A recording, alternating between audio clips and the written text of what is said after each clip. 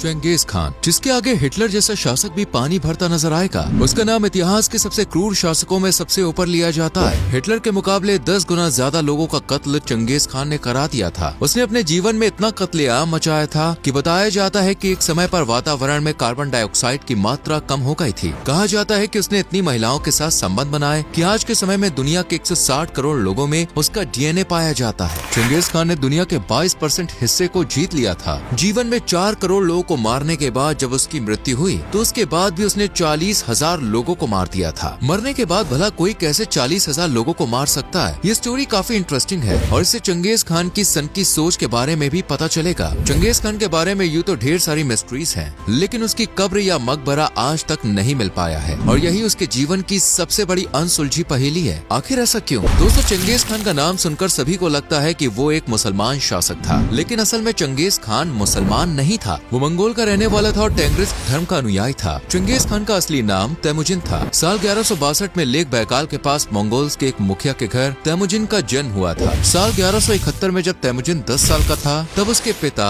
येसुजेई बगातु की मौत हो गई थी। बताया जाता है कि किसी ने आपसी रंजिश के कारण उसके पिता को जहर दे दिया था। पिता की मौत से पहले तेमुजिन उनसे काफी विद्याएं और हथियार चलाना सीख गया था। केवल 10 साल की उम्र में ही तेमुजिन को कई विद्याओं में महारत हासिल हो गई थी। जब तेमुजिन का जन्म हुआ तो उसके हाथ के ऊपर एक लाल रंग का निशान बना हुआ था। उस निशान को देखकर ज्योतिषियों ने भविष्यवाणी की थी कि आगे चलकर ये कई लोगों के खून की वजह बनेगा और एक बड़े साम्राज्य पर शासन करेगा। पिता की मौत के बाद तेमुजिन की माता के ऊपर 7 बच्चों की जिम्मेदारी आ गई थी। उसके परिवार को कबीले से बाहर कर दिया गया था। पूरे परिवार को एक सुनसान पहाड़ी पर मरने के लिए छोड़ दिया गया। उस समय तेमुजिन को समझ में आ गया कि इस दुनिया में सबसे बड़ी कोई चीज अगर है तो वो है ताकत। जिसके पास ताकत होती है दुनिया उसके सामने खुद झुक जाती है। तेमुजिन बचपन से ही काफी क्रूर था। तेमुजिन जब 16 साल का था तब उसने बोरते नाम की महिला से शादी कर ली थी, लेकिन कुछ समय बाद ही बोरते को एक अन्य कबीले के लोगों ने अगवा कर लिया। मंगोल्स की खास बात ये रही कि वो कभी भी अपना अपमान भूलते नहीं है और अपने अपमान का बदला लेना अच्छे से जानते हैं। तेमुजिन ने अपने भाई जमुखा के साथ मिलकर एक सेना तैयार की और अपनी पत्नी बोरते को सम्मान के साथ वापस घर ले आया। उसने पूरे कबीले को एकजुट कर दिया था। अब तेमुजिन की बहादुरी के किस्से दूर दूर तक मशहूर होने लग गए थे।